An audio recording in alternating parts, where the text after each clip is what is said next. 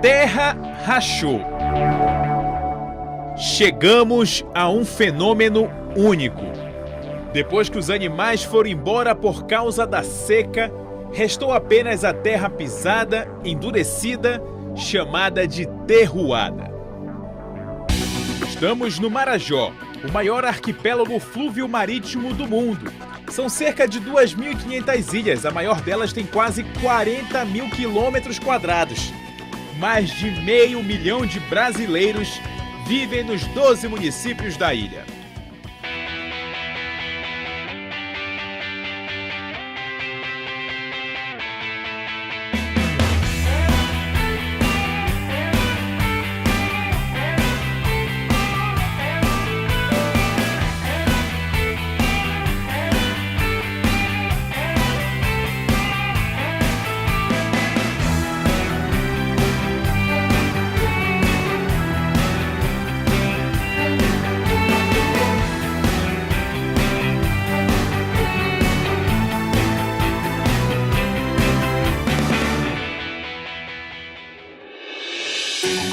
A partir de agora, você vai viajar no tempo. Milhares e milhares de anos guardados no único museu do Marajó. Conhecer a história de um povo que luta para manter sua identidade. Ver a região vencer todos os anos o verão e o inverno. As tradicionais fazendas marajoaras que concentram o maior rebanho de búfalos do Brasil.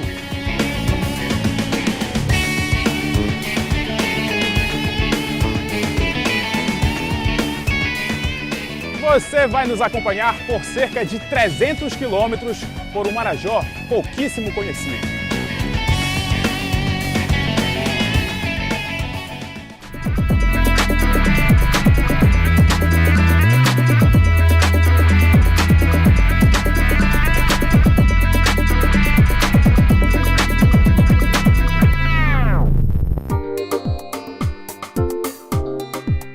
Soure nasceu na foz do rio Paracauari.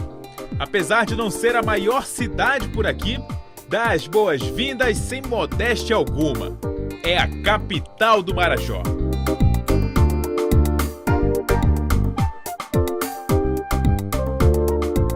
Os búfalos estão por toda parte, até na limpeza da cidade, ajudando os funcionários da prefeitura.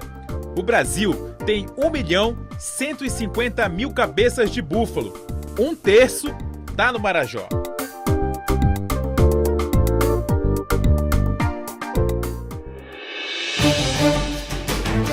A caminho da Praia do Pesqueiro, a gente encontra Seu Tonga. Ele tem duas hipóteses para o início da bubalinocultura, a criação de búfalo na Amazônia.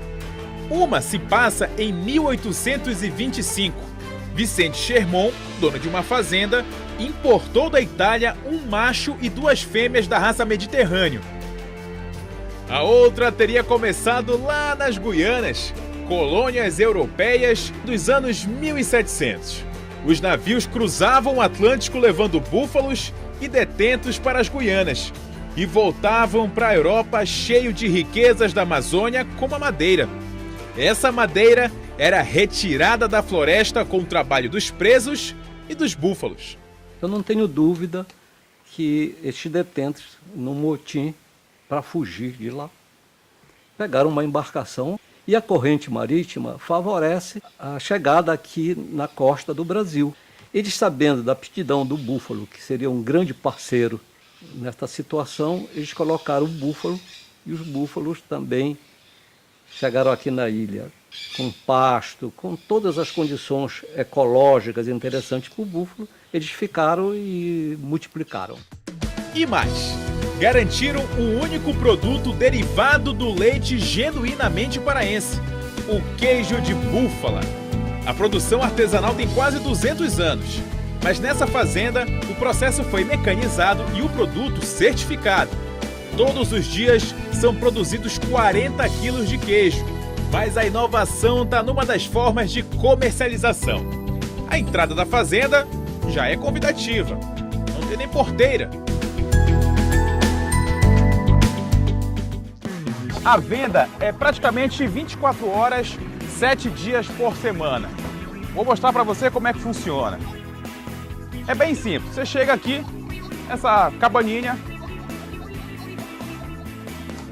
abre a geladeira, pega o queijo, estou separando aqui meio quilo e olha só deixar aqui na caixinha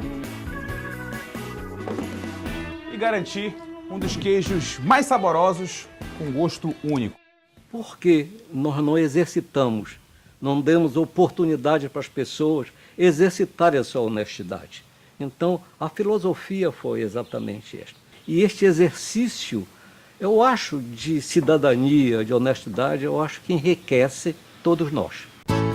Seguimos pela rodovia Soure Pesqueiro. Em 15 minutos, chegamos à praia. Estamos dentro da Reserva Extrativista Marinha de Soure, que tem quase 27.500 hectares e foi criada em 2001.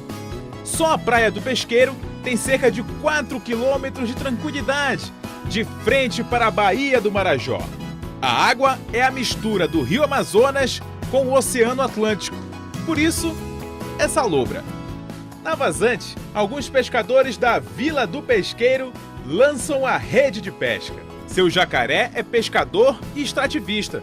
O machado na mão já é o indício de que não vamos pegar caranguejo. Ele sai atrás de galhos que, de tão velhos, caíram sobre a lama do mangue da Resex Marinha de Soure. A cara suspeita uma machadada. A experiência não lhe faz perder tempo. Logo na terceira tentativa, encontra o que procurava escondido dentro da madeira. Turu é esse aqui, ó. Aqui, ó. Esse aqui é o turu. E o turu é um negócio interessante que a gente não precisa matar uma árvore para conseguir o turu. Ele chega aqui nesse mangue, ele vem na água do mar. Certo. Aí ele vem aqui em contato com essa lama aqui. Essa lama aqui que é a vida dele. Entendi. Aí dessa lama aqui ele vem para a madeira. Aí daqui a madeira que alimenta ele. A mistura da seiva da madeira com a lama. Por isso que só tem turu no mangue do Pará.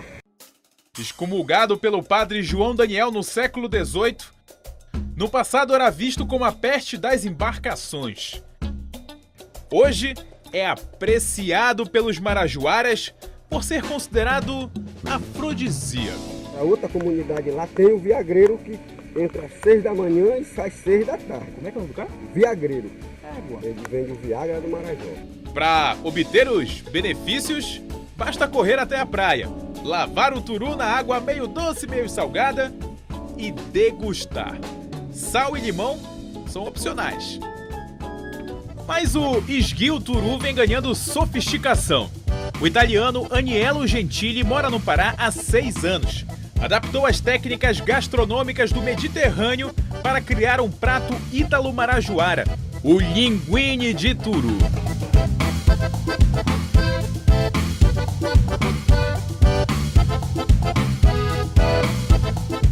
Obrigado, chefe.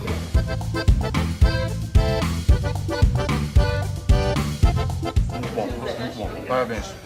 Aniello ainda serve o ceviche, inspirado no tradicional caldinho feito com molusco.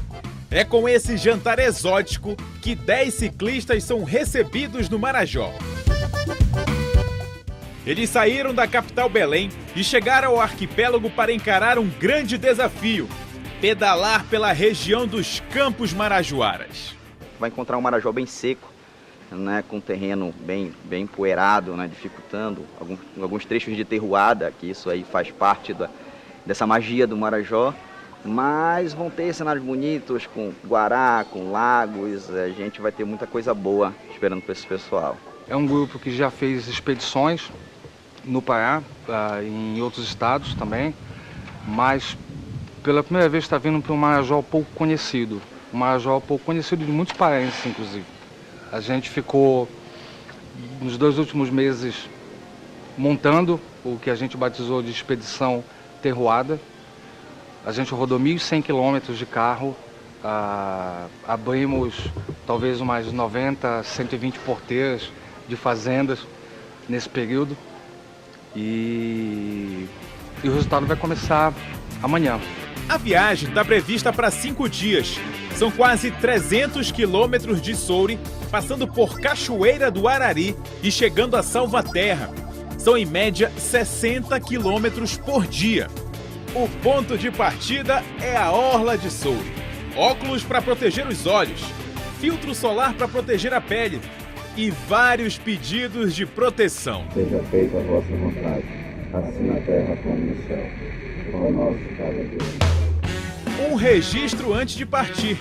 E assim, Alain, Liz, Nilson, Tamires, Afonso, Fábio, Juliette, Lucas, Catrine e Aragão chamaram a atenção pelas ruas da cidade. A garotada até se animou para acompanhar a equipe. Mas com o fim do asfalto, só continuou quem estava pronto para encarar o primeiro trecho, 47 quilômetros até a comunidade de Cuieiras. A expedição começa com Marajó seco. É a estação menos chuvosa, conhecida como verão amazônico. Ainda assim, é possível encontrar áreas alagadas dentro das fazendas. Os moradores das comunidades vizinhas aproveitam para pescar nos campos. Aí tem tucunaré, tilápia, traíra, tudo tem. Pratinha, Camarão. Mas nada comparado ao período chuvoso do inverno amazônico. essa parte daqui ela fica tudo cheia aqui, dessa parte do inverno. Os lagos formados pelas chuvas e pelas águas da Praia do Pesqueiro são cada vez mais raros. Vão sumindo e a seca chega forte, deixando poeira e um cenário cada vez mais difícil para a sobrevivência. Pode ser picada de cobra, que é um pouco de acontecer, entendeu? Até porque ele consegue matar pisando, entendeu? Cobra. E a própria seca mesmo, cara. Fica escasso de água. Ele já pega o animal já cansado, seco, sem alimento. O termômetro do nosso carro está marcando 40 graus. Os ciclistas já estão pedalando há mais de 3 horas. Por isso procuram um lugar para descansar. Onde, cara?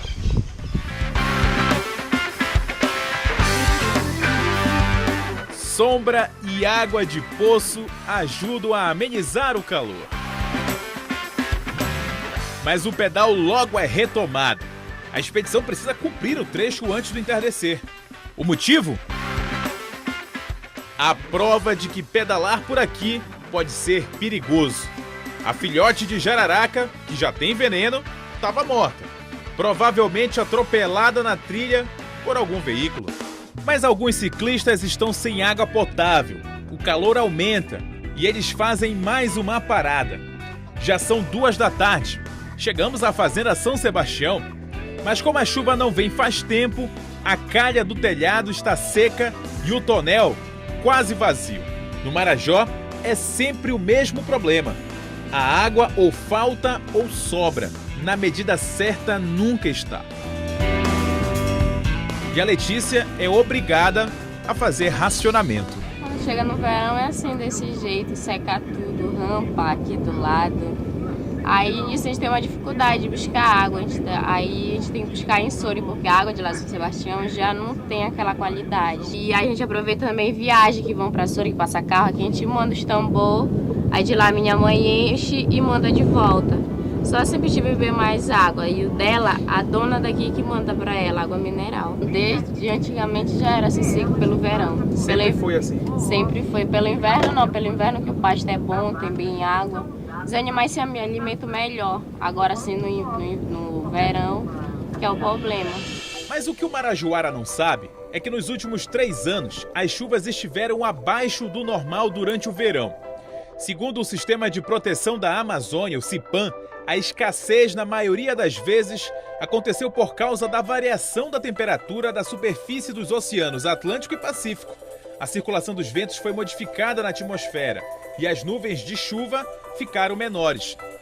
E assim a seca vai castigando o Marajó, deixando terroada e encurralando os búfalos nos oásis que ainda não evaporaram. Os ciclistas já passaram da metade dos 47 quilômetros que precisam ser vencidos no primeiro dia e chegam à sede da Fazenda São Sebastião. A professora Liana Teixeira é quem os recebe. A equipe aproveita para fazer uma pausa para o café. Mas a visita não se estende. O fim da tarde já se aproxima. São 4 horas e os ciclistas precisam seguir. Ficamos mais um pouco para conhecer a história da fazenda centenária, que de herança restaram apenas reses e equipamentos obsoletos. A reestruturação da fazenda, como de várias outras no Marajó, passa por grandes desafios. As dificuldades aqui, elas são gigantescas. Quando alguém dizia assim, não é fazenda, é fazendo, hoje eu te digo que eu entendo isso. Não há dinheiro que chegue, não há trabalho suficiente, a gente está sempre trabalhando e correndo atrás de fazer alguma coisa. Até porque, por exemplo, eu preciso de uma cerca. Meu amigo, esteio custa uma fortuna. E você não faz cerca que não seja com esteio no Marajó. Você precisa de uma madeira substancial para que ela sobreviva à água, senão todo ano você vai fazer essa cerca e não há dinheiro que chegue. O ladrão do campo, o gebrista, como ele é conhecido no Marajó, ele invade os lagos para roubar o peixe e ele arrebenta nossos aterros, o que é um prejuízo assim, sem medida. E ninguém faz nada. A gente vem lutando, eu pelo menos estou lutando aqui há 5 anos contra esse tipo de situação, brigando, fazendo ocorrência, indo em cima. A mesma coisa é o roubo do gado, que é um negócio que ainda algumas pessoas ainda têm a ousadia de dizer que é cultural. Mentira, roubo é roubo em qualquer circunstância. E a gente, para acabar com o roubo, tem que ter atitude. Eu visto o Marajó e as belezas que ele tem. Inclusive, separei aqui um presente para que você vista e divulgue o Marajó para a gente. Maravilha, muito obrigado. O dia vai chegando ao fim. A sombra já está mais longa e o sol mais baixo. Hora de embarcar as bikes para cruzar um dos braços do rio Paracauari.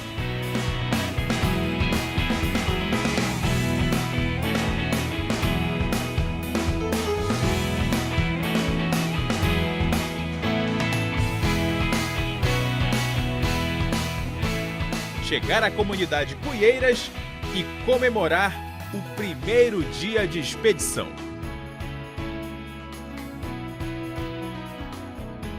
O fato de sair da zona de conforto e conhecer o Marajó desse lado daqui, ou seja, com essa diversidade que é, essa dificuldade já fez a diferença. Na verdade, a gente teve, nos últimos 20 quilômetros, a gente teve uma dificuldade aí com sede, enfim. Mas é isso aí, superação, todo dia a dia, né? Somando com o sol, né, o calor que, né, é muito intenso sempre e a sensação térmica sempre está bem acima, né? Isso vai dando uma baixa na bateria assim, da turma. Mas o tempo no Marajó começa a mudar. O destino dos ciclistas leva a uma fazenda que existe há quase 4 séculos. Voltamos já.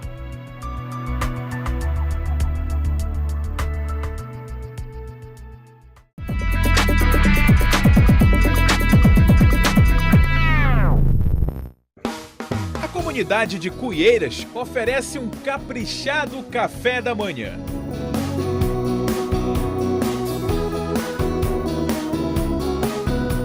Os ciclistas se preparam para enfrentar 56 quilômetros sem direito a almoço. Quem vive na região sabe o quanto o desafio é grande. Por isso participa da oração e deseja boa viagem.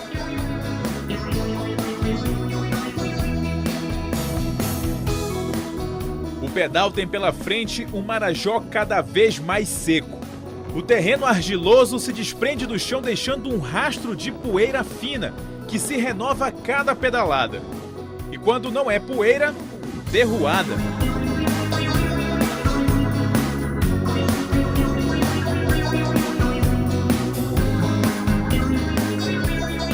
Ou para mais longe, os campos queimados, a terra preta do fogo e os gaviões aguardam a hora certa para caçar no ar passarinhos todos. Já se aproxima do meio-dia. Nilson Papito tem problemas no pedal da bicicleta. Você sabe como é que é? A gente pedala muito forte. O pedal não aguentou, ó. Quebrou. A equipe aproveita para fazer uma parada para o lanche. Das mochilas saem pão árabe, pasta de atum e salame. É a alternativa para quem está no meio de alguma fazenda no interior do Marajó. Nilson Papito segue viagem, no carro de apoio. E com as energias renovadas, os 9 ciclistas se dirigem para a histórica fazenda de Nossa Senhora do Carmo. No segundo dia de expedição, o calor está ainda mais forte e as paradas se tornam mais frequentes. Mas os ciclistas pedalam por um Marajó que passa por transição climática. No caminho, não são apenas as porteiras das fazendas que se apresentam como um desafio para a expedição. Se chover, há uma possibilidade da poeira virar uma lama, daquela lama chiclete que cola no pneu. Tipo argila, né? E aí vai tornar o terreno muito pesado para pedalar. A chuva é assim, ela alivia o calor, mas ela castiga a perna. Nos quilômetros finais do trecho, pouco a pouco a equipe vai se despedindo do terreno seco. A chuva começa a mudar a paisagem quase desertificada. E tudo aquilo que antes voava como poeira, prende-se ao pneu da bicicleta. Mas antes das 5 horas da tarde, eles cruzam a última porteira do dia e chegam à Fazenda do Carmo.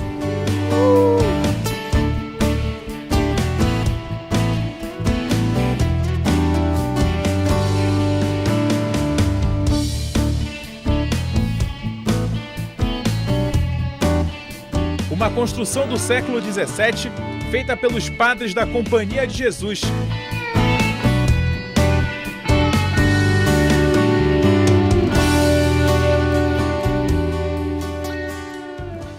Os jesuítas fizeram parte do processo colonizador dos europeus na Amazônia. Foram eles que impuseram a religião católica através da catequese dos povos indígenas, como aruãs, sacacas e maruanás. Apesar da resistência indígena, os jesuítas conseguiram organizar as primeiras missões no Marajó, dominar a região e obrigar os índios a lutarem contra as ameaças holandesas, inglesas e francesas que rondavam a região. Parte dessa história está na Casa Colonial.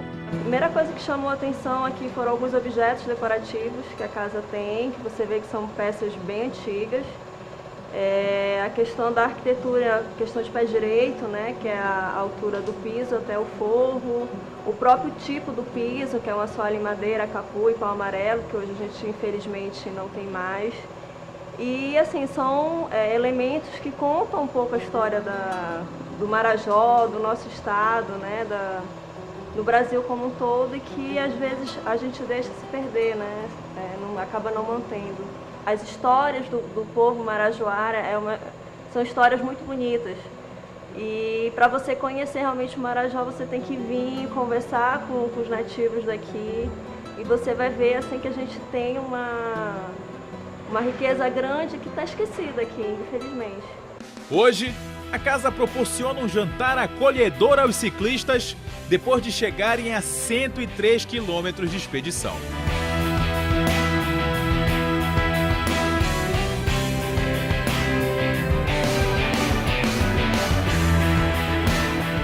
Chega uma hora que o corpo, né, começa a dar sinal de que ele está pifando, até pelo fato de que a gente sai de manhã, somente com café da manhã, e não tem almoço, né? Porque do ponto A para o ponto B praticamente é o trajeto sem apoio, você não tem locais para parar, para repor. Aquele talco que fica no Marajó, ele misturado com a água vira um barro que gruda facilmente na roda.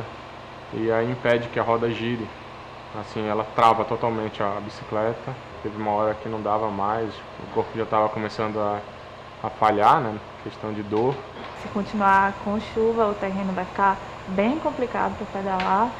E aí pode ser que atrase muito e assim, a gente não quer pedalar à noite por causa de perigos, de bichos e tal. O plano amanhã é pedalar, em alguma condição, de alguma forma.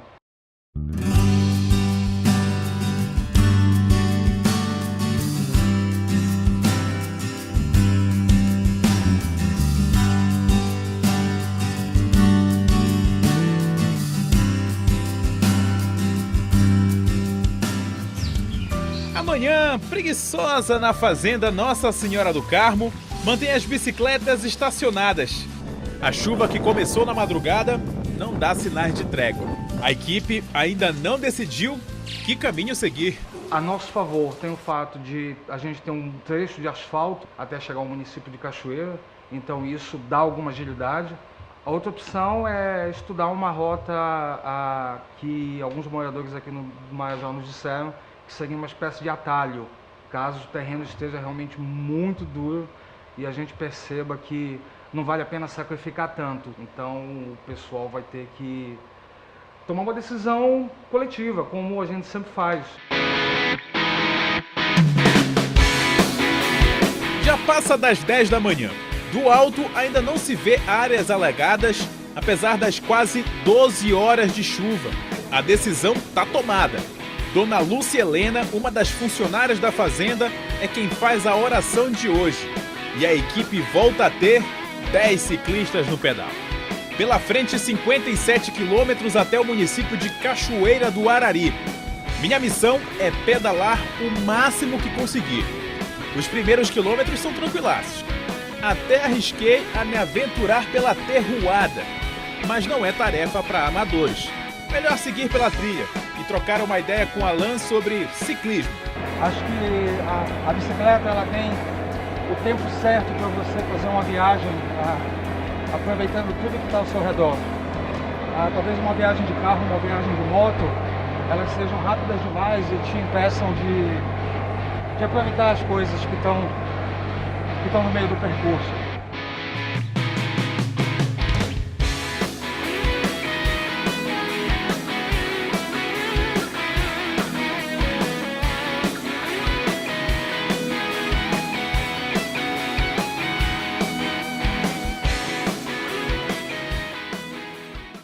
Mas descobrir o Marajó não é algo simples. Com o tempo chuvoso, a trilha fica enlameada e os problemas começam a aparecer. Vários ciclistas sentem a bike travar. As sapatilhas perdem a aderência com o pedal. O capim, misturado com a lama, se acumula entre os pneus. O Afonso tem muito trabalho. A gente está num trecho aqui que o terreno ele é muito argiloso e evidentemente a bicicleta fica muito pesada, né? O pedal fica muito pesado, fica cansativo. E muito também por conta do acúmulo dessa terra que com água ela vira uma espécie de argila, né? E o Afonso está aqui com a bicicleta dele mostrando a prova mais real disso, olha. Parece um vaso de cerâmica sendo construído aqui na bicicleta dele, ó. A equipe aproveita para hidratar e fazer um lanche. Hora de partir. A trilha ainda reserva mais terruada. A rotina de abrir porteiras continua. Só que nem tudo permanece seco.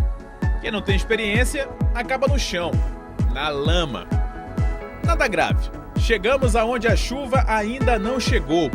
Atravessar o que era um açude é meu último desafio no pedal.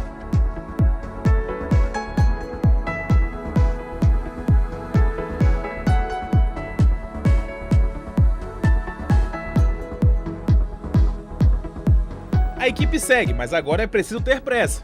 Ver o pôr do sol na trilha não está nos planos dos ciclistas. A próxima parada está a 20 quilômetros. A trilha pesada desgastou os ciclistas, mas a PA 154 dá as boas-vindas para um pedal mais leve e a chuva vem para refrescar.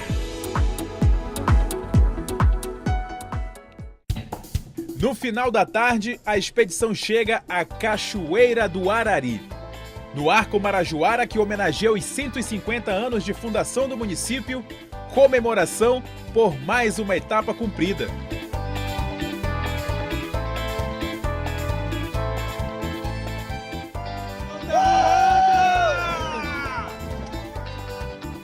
A recompensa vem das mãos da Dona Zezé, o tradicional frito do vaqueiro, que alimenta os vaqueiros durante as semanas de trabalho nos campos, é servido no jantar.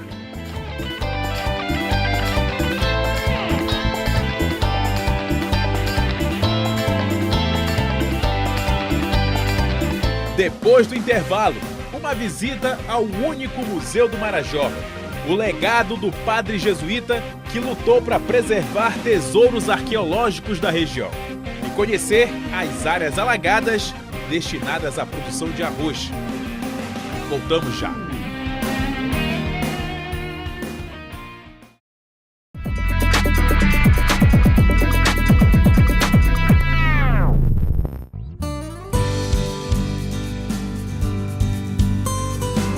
O quarto dia da expedição está começando.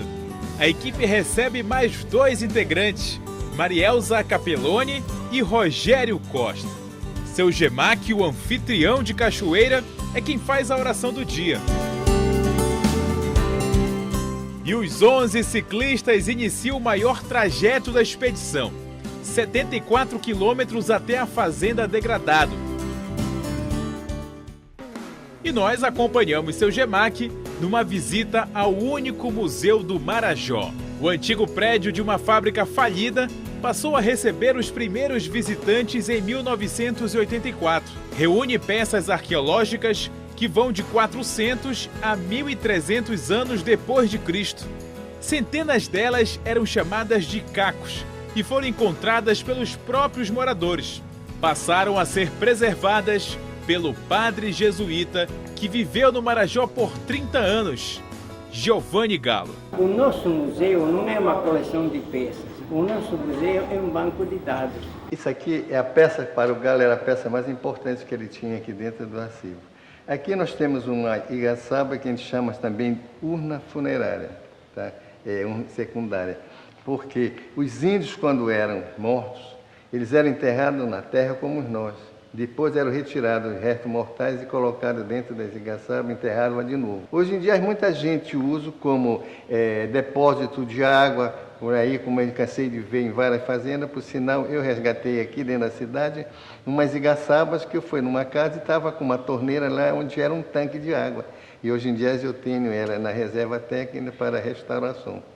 Padre Galo acreditava que o museu não era só um espaço de preservação da memória e identidade dos marajoaras, mas também de educação, pesquisa e desenvolvimento social.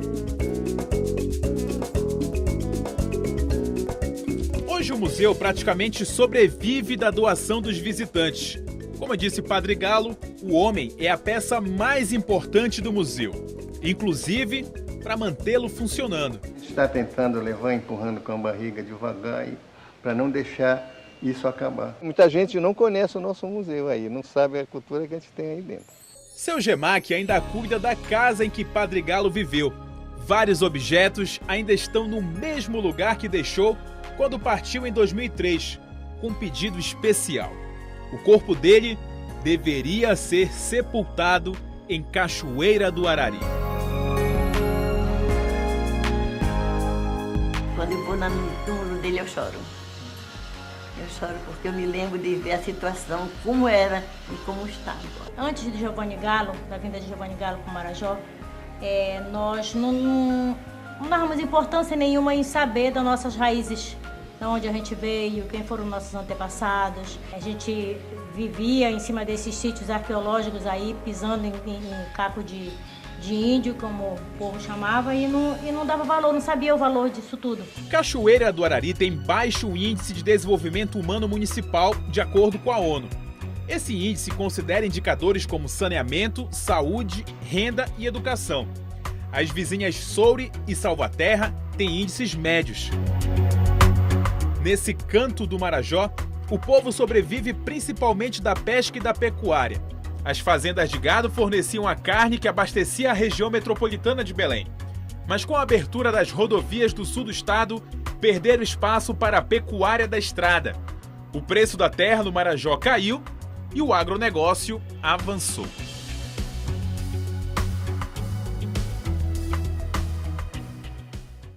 Nas margens das estradas de Cachoeira do Arari, a gente ainda encontra grandes áreas verdes. Mas ao invés do pasto da agropecuária, o verde da monocultura. Essa propriedade, por exemplo, aproveitou o desvio do principal rio da cidade para deixar a área completamente alagada e produzir arroz. O dono recebe nossa equipe. É o gaúcho Paulo César Quartiero, que foi obrigado, por decisão do Supremo Tribunal Federal, a deixar a terra indígena Raposa do Sol em Roraima. Hoje, diz ter uma área de quase 12 mil hectares, o equivalente a 30% do município de Cachoeira do Arari. É lógico que nós interferimos no meio ambiente, mas de forma extremamente positiva, reforçando a fertilidade natural do solo, manejando a água, então controlando a enchente e amenizando a seca. Só 1/3 da área estaria produzindo arroz. 100 funcionários trabalham na propriedade. A chegada do agronegócio é vista com preocupação pelos ambientalistas do Instituto Piabiru. Iniciou-se uma atuação desse modo empresarial de fazer cultivo em áreas inundáveis, né? Então criando barreiras para os rios, dragando os rios, nivelando os terrenos, desmatando. A dificuldade é qual a quantidade de químicos que existe nessa água, né? Esses sistemas vão permanecer, essa pesca vai permanecer como era antigamente, não vai? Apesar da polêmica, a expedição segue e corta o arrozal. Uma nova estratégia passa a ser adotada a partir de agora. Os ciclistas vão pedalar sem a nossa companhia. Vamos atrás da história dos índios marajoaras. E voltamos para Soure.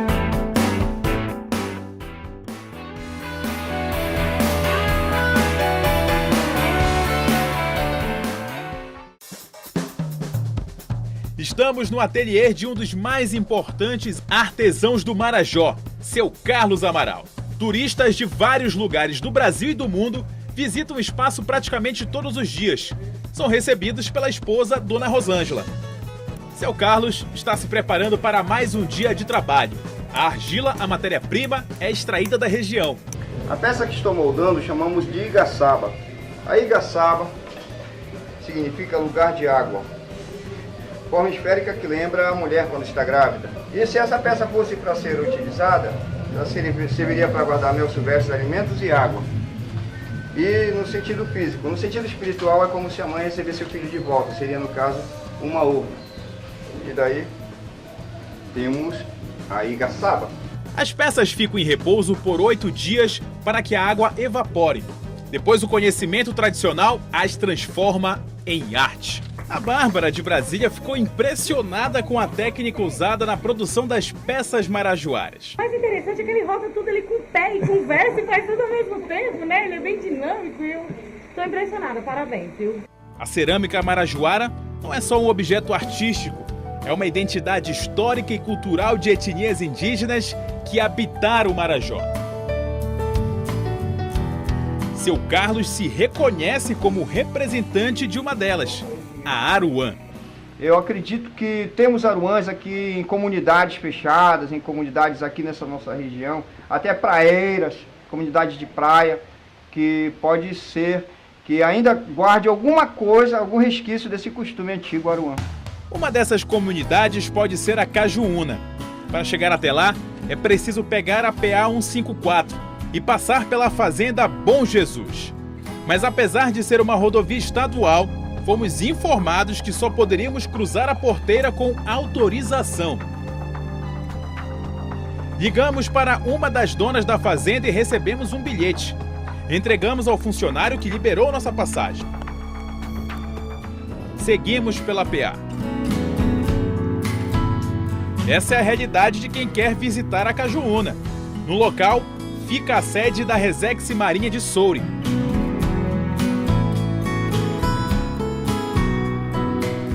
Os moradores acreditam que a comunidade existe há mais de 100 anos. Cerca de 80 famílias vivem aqui. E a Carla diz que elas têm ascendência indígena. Nós fomos descobrindo, né, que eles herdam de um comportamento, de uma forma desses antepassados. A discussão é polêmica. Um laudo antropológico da FUNAI afirma que não existe índio no Marajó desde os anos 1970. Não me parece ser um parecer definitivo, ele é um parecer que ainda não foi contestado. Não se tem muitas informações do que aconteceu. Provavelmente eles não foram vítimas de extermínios, talvez possam ter passado por um processo migratório ou talvez possam ter passado por um processo de assimilação cultural. Passamos o dia na comunidade para conhecer melhor a rotina dos moradores, que se mobilizaram para mostrar a festa da subida do mastro.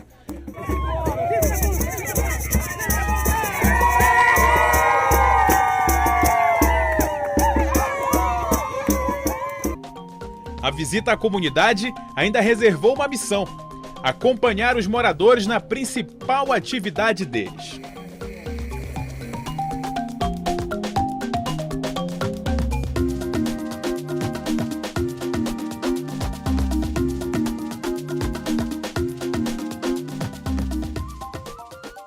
A gente pesca para uso, né? Para manter o nosso uso e comercializar também. Enquanto isso, os ciclistas estão a caminho da fazenda degradado. O tempo ruim dos dias anteriores deixou a trilha enlameada. Entre terroada e lama, a melhor opção é carregar a bike.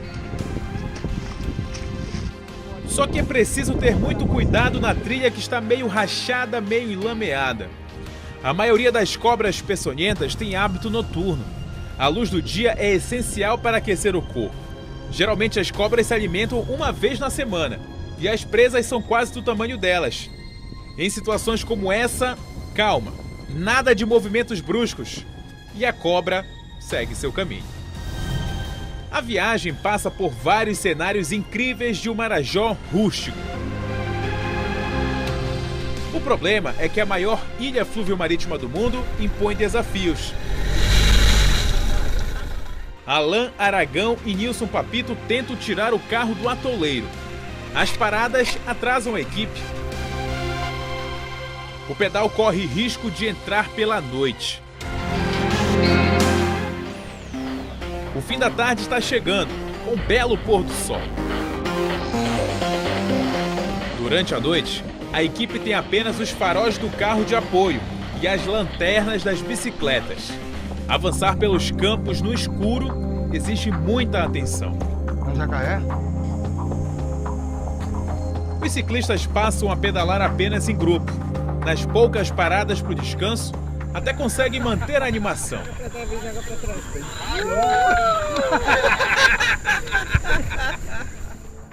Mas nem sempre é possível. A trilha mudou totalmente. Há 2 dias isso daqui era um pó.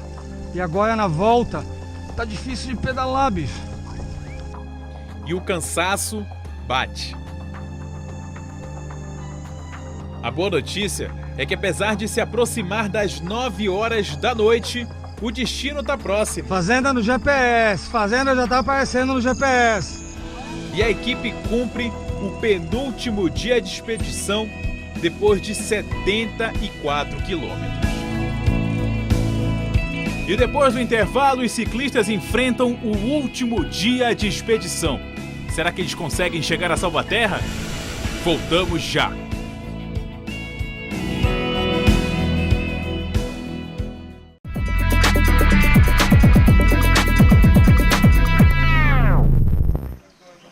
Chove nos campos de Cachoeira. Os ciclistas estão na cozinha da Fazenda Degradado, preparando o café da manhã.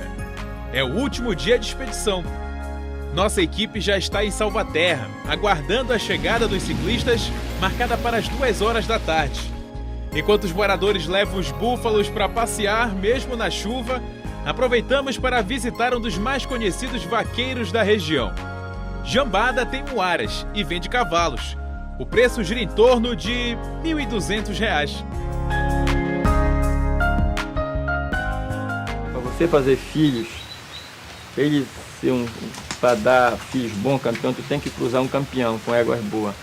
Para formar uma produção boa, para ter uma genética boa, que hoje em dia tudo é genética. É que o Jambada é competidor. Participa de uma das modalidades esportivas mais tradicionais do Marajó, a Corrida do Cavalo Marajoara. São competições que envolvem cavalgadas pela região. A mais tradicional sai de Cachoeira do Arari, rompe os campos marajoaras e chega a Soure. São cerca de 160 quilômetros em 2 dias de prova. E quem treina os cavalos é o próprio Jambada. Eu vou levar ele para fazer 10 minutos de natação, Próximo treino de areia, 10 minutos, vou aumentando aos poucos, para ele se adaptando. Vou até de chegar 1h de treinamento, já vai avaliando se o cavalo vai servir para a prova ou não, se ele vai dar bom. Assim como os búfalos, os cavalos marajoaras são desbravadores dos campos do Marajó. Acredita-se que os primeiros cavalos foram levados para o Marajó nos anos 1700 pelos portugueses. Em 1870, estimava-se que o Marajó tivesse uma tropa com 1 milhão de animais. Hoje, são em torno de 150 mil. A raça marajoara surgiu a partir da mistura de raças árabe e anglo-árabes. Hoje é uma raça única, rústica e forte, que nasceu para enfrentar o trabalho no campo e resistente às transições climáticas. Aqui que rompe o campo do Marajó é o cavalo marajoara e o búfalo, porque é atoleiro, estrada funda, agila, vira tudo lama, aí se torna muito complicado. Só quem vence o campo do Marajó é o búfalo e o cavalo marajoara. Se você estivesse numa trilha de bicicleta, você faria o que se você estivesse num campo desse com esses 2 dias de chuva aí? Eu desistia.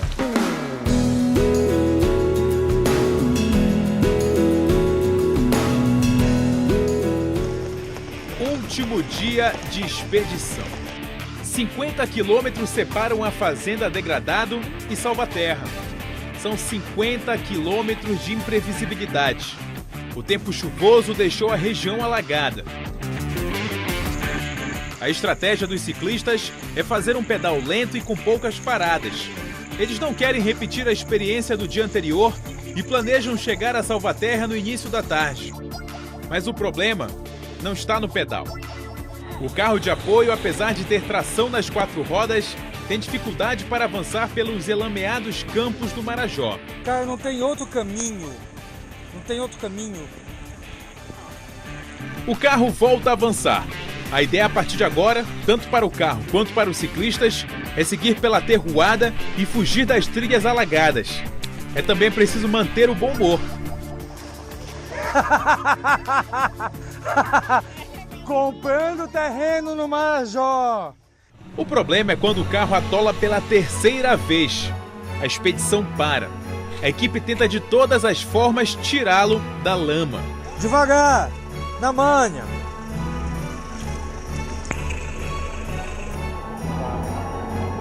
Não vai rolar, tá bom. Seguir sem um carro de apoio não é recomendado. Por isso, uma parte dos ciclistas vai até a sede da Fazenda Menino Jesus buscar socorro. E depois de 3 horas parados, a boa notícia.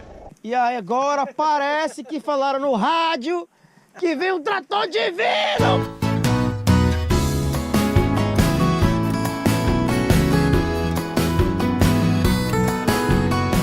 Os funcionários da fazenda ajudam a rebocar o carro. O pedal segue. As bikes avançam pelos campos alagados. Mas o carro não. Pela 4ª vez precisa de apoio. Os funcionários da fazenda são solidários. Tiram o carro de mais um atoleiro e o levam para um lugar seguro. Já é fim de tarde. O tempo continua chuvoso. As trilhas cada vez mais alagadas. Com a noite chegando, fica difícil de pedalar. A preocupação aumenta. Acho que é melhor tirar o pé da água mais. Lá, cara, porque cobra sabe nadar, né? Os funcionários da fazenda mostram que os perigos estão pelo caminho. Um jacaré é retirado da trilha. Mas o abre e fecha de porteiras está chegando ao fim. E a equipe finalmente reencontra o asfalto. Às 9 da noite, eles chegam a Salvaterra. Eu avisei dias atrás que esse grupo aí não ia desistir.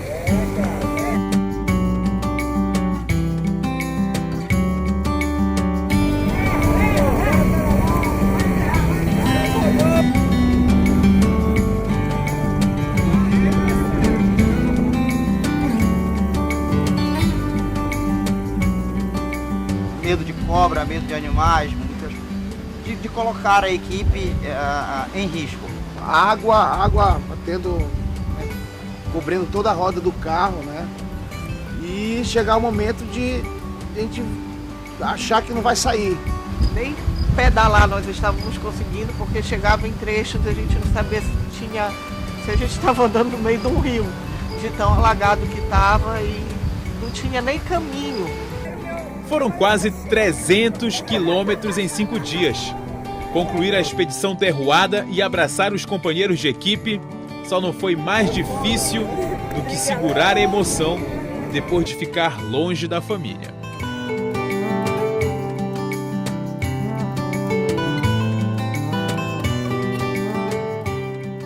A gente recebeu muitas e muitas e muitas ajudas.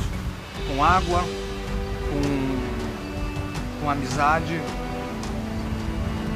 com acolhimento, com trator. Nós saímos por uma estrada de pissarra, de repente a gente já estava numa terroada, de repente a gente já estava em um rio, pedalando por dentro de água, passar pelo meio dos búfalos.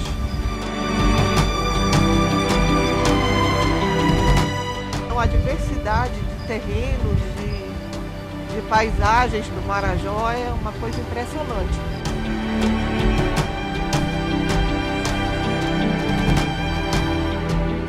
E o que me marcou muito, que era uma coisa que eu nem sabia que tinha, foi o Museu do Marajó.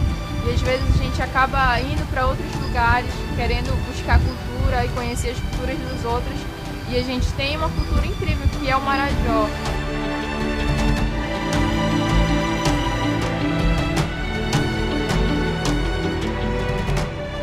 Poucos recursos, mas que quando se bate na porta é aquela pessoa que tira a água potável da filha para dar para você que está com sede, sabendo que eles não têm água potável.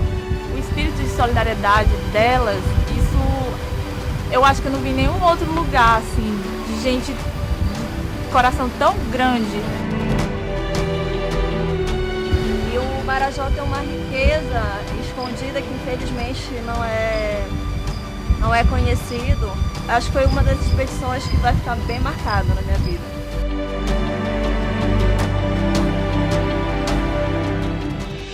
E todo mundo a partir de hoje, a partir dessa expedição, tenho certeza que vai ter uma relação diferente com o Marajó, depois desses 5 dias aqui.